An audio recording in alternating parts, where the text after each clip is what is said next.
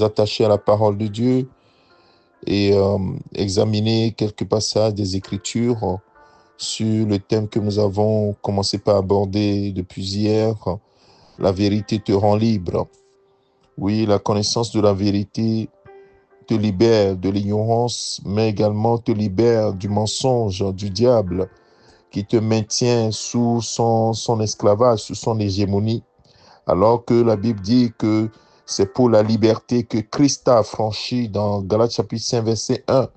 Oui, c'est pour la liberté que Christ nous a affranchis. Nous devons vivre dans la liberté par rapport aux injonctions du monde, par rapport à la puissance qui agit dans le monde. Nous sommes libres de cette puissance parce que la Bible dit que nous avons été délivrés de la puissance des ténèbres et transportés dans le royaume de lumière. Oui, c'est ce que l'œuvre de Jésus-Christ à la croix a accompli dans ma vie, dans ta vie, mon frère, ma sœur. Est-ce que tu le sais? C'est pourquoi la vérité te rend libre, t'affranchit de tout ce qui était le mensonge. Alors nous allons voir quelques passages ce matin des Écritures dans Galates chapitre 3, verset 13. Le premier point, c'est que tu as été délivré de la malédiction de la loi. Ce premier point, garde-le. Tu as été délivré de la malédiction de la loi. Dans Galates chapitre 3, verset 13, la Bible dit, Christ nous a rachetés de la malédiction de la loi, étant devenu malédiction pour nous, car il est écrit, maudit est quiconque est pendu au bois, afin que, je lis le verset 14, afin que la bénédiction d'Abraham eût pour les païens son accomplissement en Jésus-Christ, et que nous ressuscitions par la foi l'Esprit qui nous a été promis. Oui, au travers de l'œuvre de la croix, Christ a complètement brisé la loi, la malédiction de la loi qui pesait sur nous. C'est pour cela qu'hier, nous avons dit que nous sommes bénis de toutes sortes de bénédictions spirituelles dans les lieux célestes. Nous ne sommes plus maudits. Si la malédiction qui pesait sur nous a été brisée, évidemment, maintenant, nous ne sommes plus sous cette malédiction, mais nous sommes bénis, bénis de Dieu. Nous sommes des bénis de Dieu. Oui, et pour confirmer cela, l'apôtre Paul va dire également, c'est lui qui l'a dit aux Galates par le Saint-Esprit et aux Romains, dans Romains chapitre 8, verset 2, ce verset que j'aime beaucoup. En effet, la loi de l'esprit de vie en Jésus-Christ m'a affranchi de la loi du péché et de la mort. Oui, la condamnation venait de la loi du péché et de la mort qui agissait sur l'humanité. Et Jésus-Christ, par l'esprit de vie, a brisé cette loi du péché et de la mort pour que le péché ne domine plus sur nous et que nous ne mourions plus, mais que nous vivions pour Christ. Alléluia. Merci Seigneur pour cette vérité fondamentale que tu mets encore dans nos cœurs ce matin. Oui, la loi de l'esprit de vie en Jésus-Christ m'a affranchi de la loi du péché et de la mort. Ce cercle vicieux dans lequel nous étions enfermés. Je pêche et comme le salaire du péché, c'est la mort, je suis mort. Et parce que je suis mort, je continue de pécher. Et Jésus-Christ est venu nous donner la vie. Parce que nous sommes vivants maintenant, le péché ne dominera plus sur nous. Alléluia. Alors, deuxième point, c'est que tu es vainqueur. Tu es plus que vainqueur. Et on dit que ça veut dire, en réalité, tu es un super vainqueur. Parce que en toutes choses, tu es plus que vainqueur parce que ton Seigneur a déjà vaincu pour toi. Et toi, quand tu fais le combat, c'est pas un combat pour voir si tu vas vaincre ou bien tu vas pas vaincre. Toi, tu es déjà, la victoire est déjà réservée pour toi. Dans Romains chapitre 8, le verset 35, il dit, je vais lire du verset 35 au verset 37. Verset 35 et 37, c'est ça qui nous intéresse, mais je vais lire du verset 35 au 37. Qui nous séparera de l'amour de Christ? Sera-ce la tribulation ou l'angoisse, ou la persécution, ou la faim, ou la nudité, ou le péril, ou l'épée? Selon qu'il est écrit, c'est à cause de toi qu'on nous met à mort tous les jours, qu'on nous regarde comme des brebis destinées à la boucherie. Verset 37. Mais dans toutes ces choses, la faim, la nudité, le péril, l'épée, la tribulation, les persécutions, l'angoisse, dans toutes ces choses, nous sommes plus que vainqueurs par celui qui nous a aimés, Christ. Nous sommes plus que vainqueurs. Tu es plus que vainqueur, mon frère, ma soeur. Reconnais cette parole. Accepte cette parole. Serre-la dans ton cœur. Crois en elle.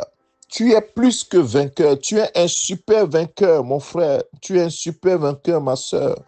C'est la vérité de la parole de Dieu. Alors, garde-la, serre-la dans ton cœur. Serre-la dans ton cœur.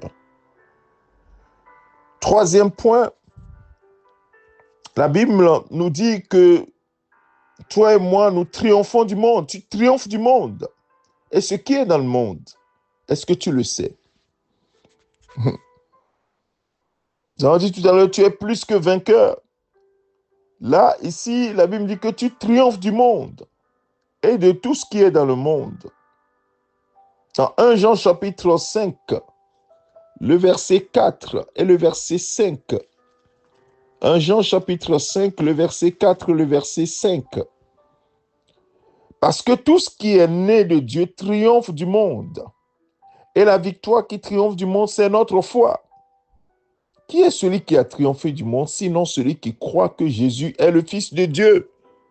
Oh, bien-aimé de Dieu, pour ceux qui n'acceptent pas que Jésus-Christ est le Fils de Dieu, oh, c'est dommage. C'est dommage. Dieu même a rendu témoignage à son Fils. Et il a mis la vie en son Fils pour que celui qui a le Fils dans sa vie, celui qui croit au Fils, qu'il accepte comme Seigneur Sauveur, ait la vie. Celui qui n'a pas le Fils n'a pas la vie. Et nous triomphons du monde parce que nous croyons que Jésus est le Fils de Dieu. Ça veut dire que nous sommes quoi? Balancés dans le camp des vainqueurs. Avant, nous étions vaincus. Vaincus par le péché, vaincus par la condamnation de la loi, vaincus par la loi du péché et de la mort. Mais maintenant, nous avons été transportés dans le camp des super vainqueurs. Et dans cette position, nous triomphons du monde et de tout ce qui est dans le monde par notre foi. Oui, qui est celui qui a triomphé du monde, sinon celui qui croit que Jésus est le Fils de Dieu. C'est celui-là qui a triomphé du monde. Oh Seigneur, merci à toi. Merci de ce que je triomphe du monde. Oui, de ce que je suis vainqueur, plus que vainqueur. Alors, pourquoi est-ce que nous triomphons du monde? Parce que celui qui est en nous, 1 Jean chapitre 4, verset 4, vous petits enfants, vous êtes de Dieu et vous les avez vaincus parce que celui qui est en vous est plus grand que celui qui est dans le monde. Oui, celui qui est en vous est plus grand que celui qui est dans le monde. Est-ce que tu reconnais cette vérité? Que celui qui est en toi est plus grand que celui qui est dans le monde. Oui, Satan agit dans le monde. Il manifeste sa puissance en faisant des choses. Mais sais-tu que celui qui est en toi est plus grand que lui? Celui qui est en toi est plus grand que celui qui est dans le monde. Mon frère, ma soeur, ce matin, j'aimerais t'encourager avec ces paroles. Sache que le Seigneur a tout accompli pour que toi et moi, nous puissions vivre cette vie de liberté, la liberté des enfants de Dieu, et dans la joie, dans le triomphe, parce que tout a été accompli par Jésus-Christ notre Seigneur à la croix. C'est pourquoi il a déclaré sur la croix avant de mourir, tout est accompli. Il est venu accomplir la loi pour que nous soyons libres à l'égard de la loi du péché de la mort, mais les lois qui agissent dans ce monde, nous ne les subissons plus. Nous sommes des super vainqueurs. Nous triomphons de ce monde. La convoitise de la chair, la convoitise des yeux, l'orgueil de la vie, ces choses qui sont dans le monde. Maintenant, nous pouvons dire non, parce que celui qui est en nous est plus grand que celui qui est dans le monde. Et l'Esprit de Dieu qui nous témoigne que nous sommes devenus enfants de Dieu, l'Esprit de Dieu nous donne la sagesse et l'intelligence pour marcher dans ce monde en super vainqueur, pour marcher dans ce monde comme des gens qui ont triomphé de ce monde avec assurance, avec une pleine assurance. Nous allons prier. Père, merci à toi pour ta fidélité et ton amour. Merci pour ta parole qui est la vérité. Merci Seigneur de ce que tu as encore révélé cette vérité à notre cœur.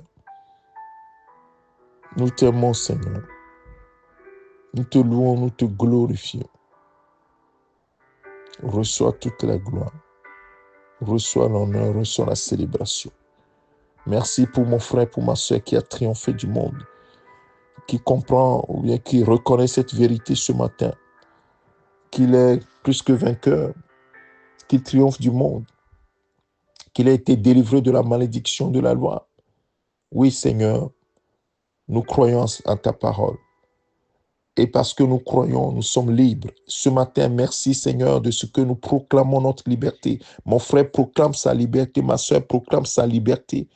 Parce que c'est pour cela que tu nous as affranchis. Oui, c'est pour la liberté que tu nous as affranchis. Et nous voulons vivre pleinement cette liberté en Christ. Béni sois-tu, Père, toi qui es fidèle. Merci Jésus. Merci Jésus. Bénis cette journée pour chacun d'entre nous et que ta grâce continue de nous instruire sur ce que nous avons comme héritage en Christ. Béni sois-tu, Père. C'est au nom de Jésus-Christ, notre Seigneur, que nous avons ainsi prié. Amen. Que le Seigneur te bénisse, mon frère, ma soeur. C'est ton serviteur, le pasteur Alexandre. Excellente journée à toi, au nom de Jésus-Christ. Amen.